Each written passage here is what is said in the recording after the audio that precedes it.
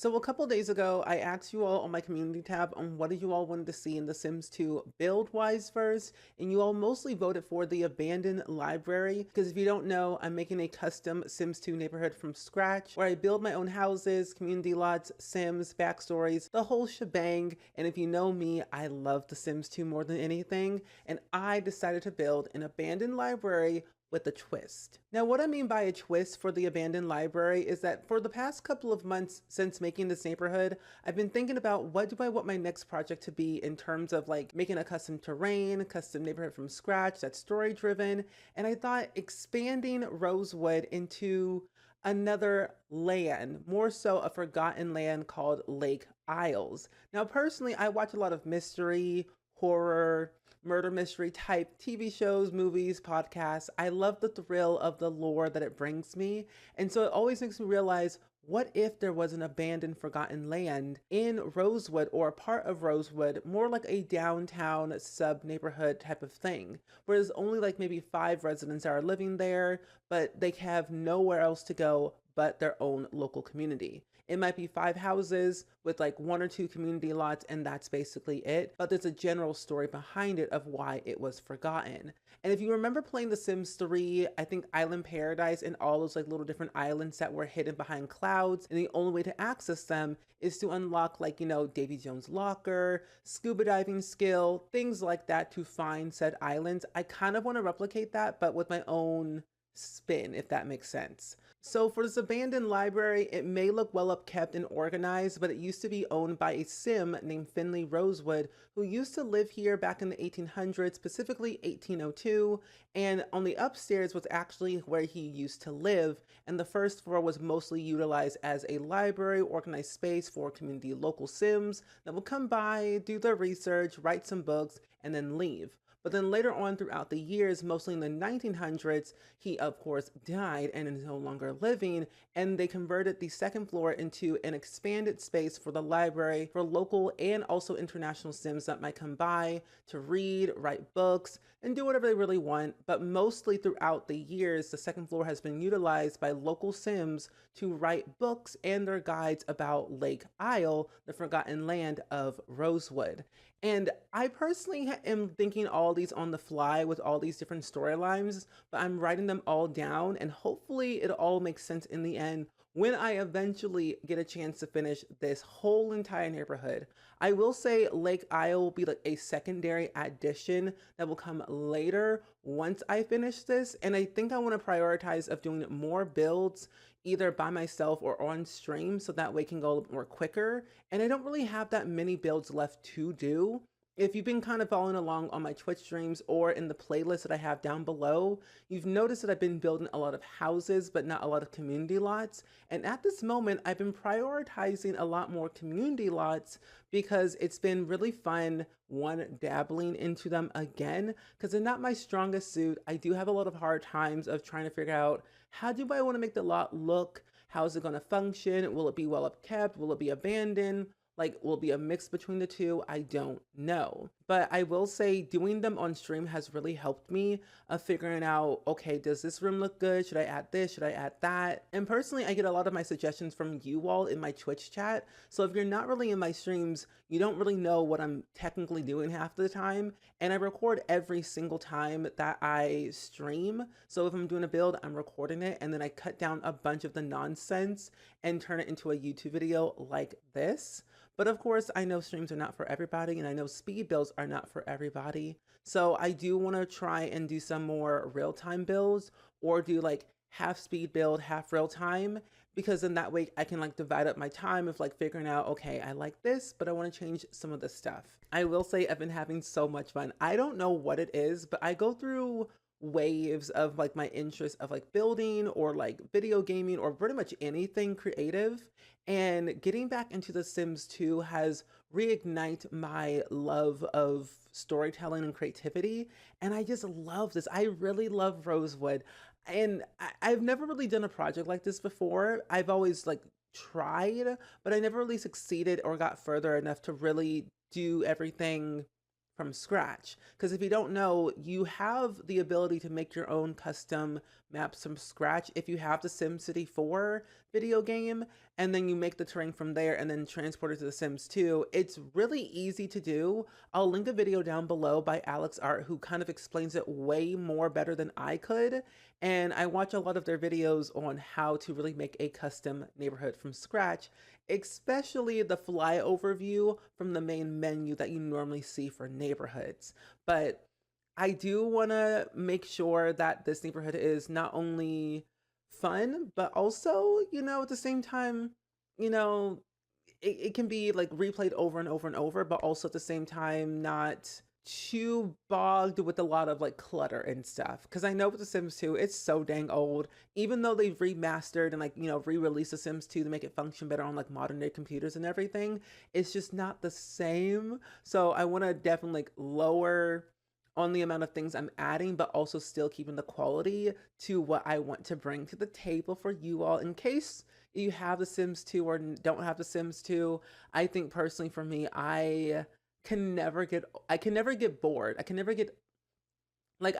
really get bored of The Sims 2 for me, because every time I play it, I'm always discovering something new, whether it's like open for business, apartment life, free time, university life, nightlife. Like, I still really have not fully played as a vampire, a zombie, or a alien properly, or a spellcaster or a witch.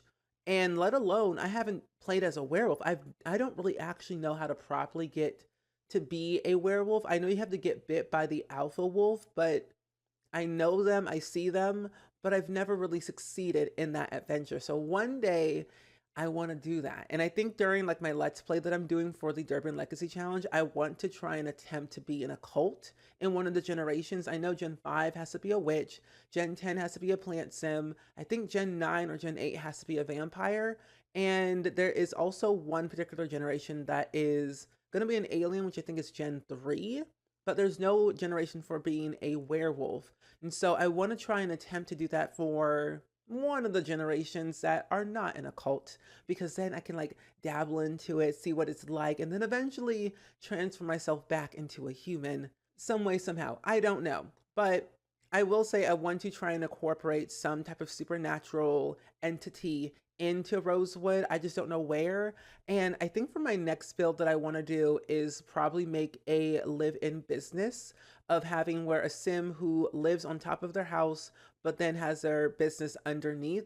I know it can't be a restaurant because I've tried that and it literally broke my game. So it has to be something like a bakery or a flower shop or some type of like used car dealership or something that relates to like Sims 2 free time, Sims 2 open for business, but together. So if you have any ideas of what I could do for a Sims 2 like live in business, let me know in the comments below, and I will try and attempt to build pretty much all of them if I can, because I can tell you I'm always thinking of something new in The Sims, and I want to try and do everything as possibly I can, especially if I do decide to make a second custom neighborhood. There are a lot of work.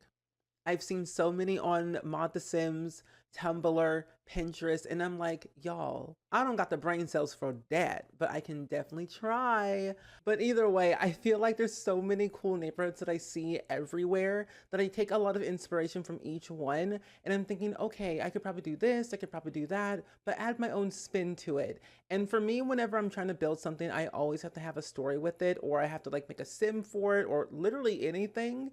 And when I was doing this on stream, I was trying to figure out what was the best possible way to make the upstairs look like it was a bedroom, but also not a bedroom at the same time. Because like I said, it used to be a bedroom, then later on got converted into like more of a study, writing, working space. So there's a bunch of like different computer desks, they have easels, seating here. So that way there's like more things for your Sims to do while they come to the library. Now, this library is actually located on the very top, I think, left side of the map in Rosewood. I call it like the abandoned woodsy area, mainly because we have like the abandoned rundown motel, we have like a park, we have a little trailer park, we have like a little restaurant with an arcade, and we have like a little clothing store, a little strip mall. So like there's everything for everyone to come up to like the woodsy part, but then also it's not well up kept, and it's the oldest part of Rosewood. And I still really haven't pinpointed of like how many Sims I want to like really live here in Rosewood, because I feel like the more Sims I add, the more complicated it might be for the general story. Plus, I don't want to overdo it, and I want to leave room for your Sims to be added to your own save when you download this, if you decide to download it. But I do want to just like have a lot of Sims being made in like the family bin if possible. And I'm going to do my due diligence and like really make the save neighborhood as fun as and exciting as possible, especially where it's not gonna like corrupt your computer, because I do understand when you download things, it's like, okay, what am I doing? How am I gonna do this? I'll make a whole video on how to actually install a Sims 2 custom neighborhood into your Sims 2 folder and not your downloads folder. Because I've learned throughout my years of playing The Sims 2, I've downloaded things off of like random websites that made no sense. There was no instructions. And I feel like I've gotten a lot better at understanding how to download things, especially how to install them into different folders or where they need to go. Like neighborhoods go into the neighborhood folder. If you want to add in like a lighting mod, you can do it this way. If you want to add in like G shade or reshade, there's different ways. And with technology and coding, you'll learn a thing or two through trial and error, but I'm going to do it the best way I know how, and then make it make sense when the time eventually comes. However, I will say throughout this entire building process of this library, but also the neighborhood as a whole, is coming up with the general storyline of every single lot, whether it's the farmer's area, the rich area, the woodsy area, or the town square, but also the general theme of like, what is my end goal for Rosewood? And I think it's honestly just me trying to create things that I've never done before or things that I'm scared of doing, especially putting my entire project out there for the world to see and think about, what do they like about it? Do they love it? Do they hate it? But I'm also realizing that I can't please everyone, and not everyone's going to like what I do in a build or in a video, and that's okay. And I'm learning that as a recovering people pleaser, you can't please everyone. If you did, you'll be exhausted and stressed out every single day. And I think also at the end of the day is that whenever I'm looking at builds, I'm thinking to myself, could I do better? Could I add more? Could I do less? And I never really know. And for this build, I just kind of just did whatever I wanted, and it made sense for the general story, because Finley Rosewood was not a perfect person. No one really liked him at all, other than like, his family and his dog. But he never was really well liked by people. They always thought he was strange and weird and had this like unorthodox way of like doing things for the library and the general community in the woods area, because it used to be a very bustling town, but then it later on kind of went in disarray, and this kind of just went into shambles. That's why the cat lady who lives on the outskirts of town is like also the most hated person, because she followed his rules and his way was definitely not the highway. And so in reality, people are going to hate certain things in Rosewood. I feel like the Sims in Rosewood are going to not like each other. I want to stir up drama, chaos, just random stuff that feels funny and silly to me, because that's what I think of The Sims 2, funny and silly. And even adding like different vines on the inside and the outside and all the pipes and stuff everywhere, it really made this once house into a new home for the local community to come here to read, write, and experience new things every single day. And I want to try and do another like build at some point. Like I said in the beginning, I want to do a family owned like business where you live on top but work at the bottom, but then also do a row of townhouses at some point, but maybe small townhouses and not big ones, if you know what I mean. Because the bigger, the longer it takes me. But oh well, what can we do about that? Nothing. But I'm going to go into the game and show you all the build in real time, because as we know, I cut out a few things because you don't need to see everything unless you really watch the streams. But let's go ahead and hop into the game. But this is the abandoned library that I built for today's video, and I really love how it turned out. I wanted to make sure I added in a lot of, bookshelves and like disarray wallpaper and like random things that didn't really make sense, but it made sense because technically the majority of the items in this library are secondhand, thrift store, hand-me-downs, dumpster items that were just added to the library to fill in the space, so that way it's functional for Sims to come here to sit, read, write books, hang out, whatever they want to do. So it really is just like a community feel type library in a sense. But of course, over here we have a row of bookshelves. We have a little couch over here, a nice little shelf from IKEA. And then we have another little like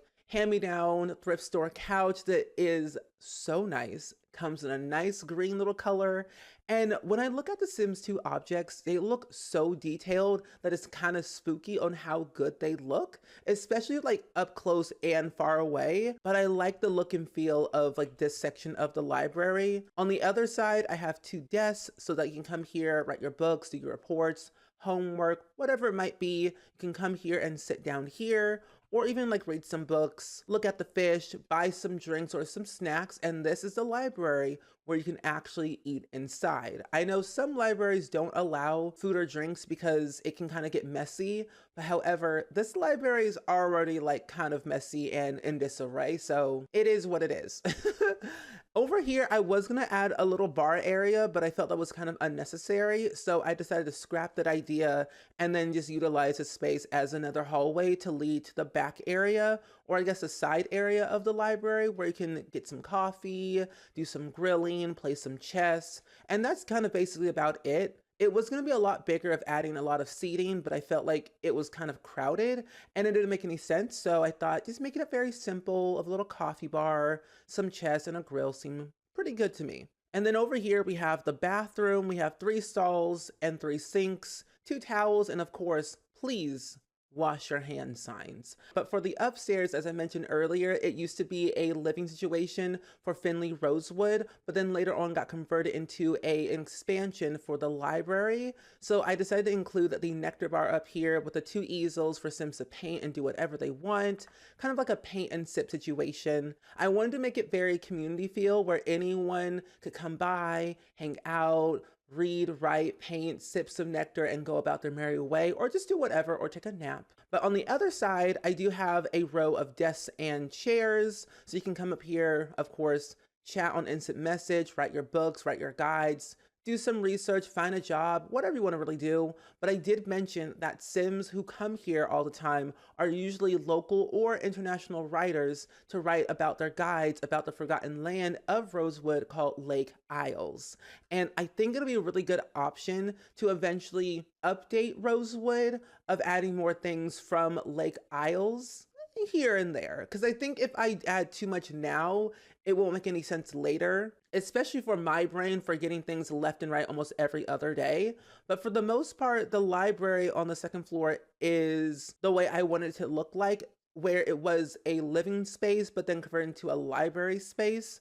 Same thing for the downstairs. It's not too crowded, but it's very spacious where you can add more stuff or rearrange the whole entire 1st floor and even the 2nd floor if you choose to. But of course, if you do want to download this library for yourself, I will leave a link down below in the description along with a video on how to install and download Sims 2 Sims and houses for your game safely using the Sims 2 Pack Clean Installer. I made a whole video last year that explains everything, so if you watch that, it'll be easy, simple, and straightforward. But of course, as always, I hope you all enjoyed it. Go ahead and like, comment, and subscribe, and I will see you all next time. Bye!